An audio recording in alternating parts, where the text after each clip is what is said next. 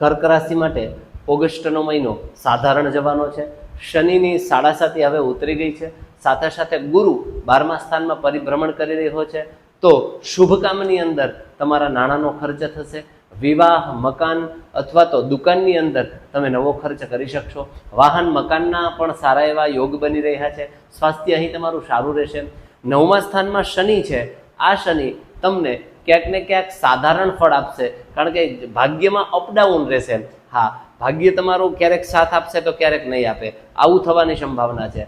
શનિની દ્રષ્ટિ 11મા સ્થાનમાં છે, ત્રીજી દ્રષ્ટિ, એટલે જીવનમાં જે આકસ્મિક ધનલાભ મળવો જોઈએ એ નહીં મળે.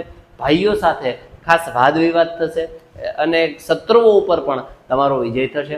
રાહુ 8મા સ્થાનમાં, દુર્ઘટનાથી બચવાનો ખાસ પ્રયત્ન કરવો, કારણ કે રાહુ છે એ તીવ્રતાથી આગળ વધી રહ્યો છે અને એના કારણે રાહુ ક્યાંક ને ક્યાંક દુર્ઘટના કરાવશે. માટે ખાસ એક્સિડન્ટલ યોગ બની રહ્યો છે.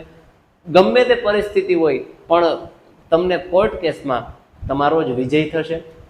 આ સાથે કર્ક રાશિના જાતકોએ શું ઉપાય કરવો અમારી યુટ્યુબ ચેનલની અંદર આપ અવશ્ય નિહાળી શકશો.